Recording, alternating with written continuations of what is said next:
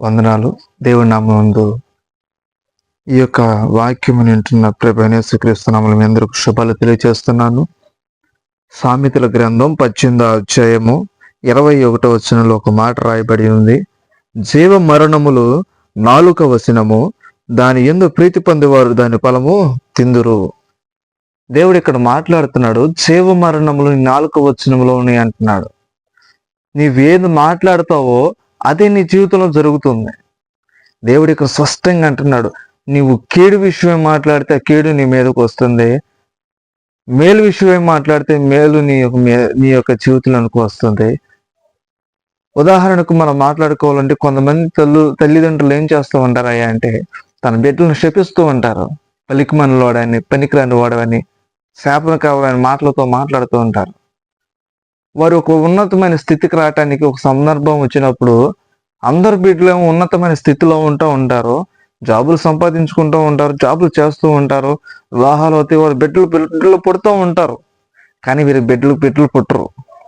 ఎందుకయ్యా అంటే ఇవి నోటితో ఒక మాట మాట్లాడుతూ ఉంటారు తల్లిదండ్రులు. ఏమంటారంటే పలికిమాలినోడా, సన్నోసాడని రకరకాలైన మాటలు బిడ్డలను శపిస్తూ ఉంటారు.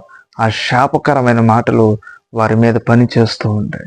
బైబిల్ చూస్తుంది, నీ నాలుకతో నువ్వు ఏది మాట్లాడతావో అదే నీ జీవితంలో నెరవేర్చబడుతుంది, నీ బిడ్డల జీవితంలో నెరవేర్చబడుతుంది. థామస్ ఎడిసన్ తన తల్లి తన యొక్క చిన్న బాల్య స్థితిలో ఉన్నప్పుడు, ఆ బాల్య స్థితిలో తన స్కూల్కి వెళ్తూ ఉన్నప్పుడు ఆ సందర్భాన తనకి చదువు వచ్చేది కాదు. తన టీచరు ఇసుకుపోయి ఒక లెటర్ రాసి పంపించింది డైరీలో. ఏముంటుందంటే మీ తల్లి గారిని తీసుకురామని. ఆ లెటర్ చూసి తన తల్లి వచ్చి, అమ్మ మీ కుమారుడికి మేము చదువు చెప్పలేము, అతనికి ఏం రావట్లేదని చెప్పింది టీచరు.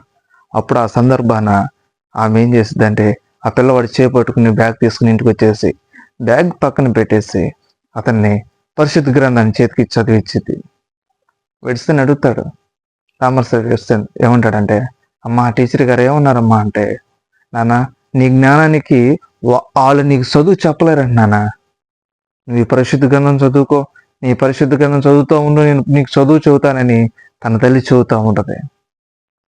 అప్పుడు అలాగే ఈ పరిశుద్ధ గ్రంథాన్ని చేతపట్టిన ఆ యొక్క ఎడిసన్ జీవితం ఎలా ఉందంటే, ఈరోజు లోకమంతా చీకటి కమ్మి ఉన్న రైతుల పూట ఒక వెలుగుమయంలో రావడానికి ఆది కాండంలో దేవుడు వెలుగు కమ్మును పరిగినప్పుడు ఆ మాటను తీసుకుని ఎడిసన్ దేవుడు వెలుగు కలిగించి ఉన్నాడు, నేను కూడా వెలుగు కలిగించాలని ఆశ పుట్టించినప్పుడు దేవుడికి జ్ఞానాన్ని ఇచ్చి ఆ ఎడిసన్ ద్వారా గొప్ప ఈరోజు ఒక్క లైట్తో మొదలైంది ప్రపంచంలో అనేకమైన లైట్లు, రకరకాల లైట్లు కనిపెట్టడం జరిగింది.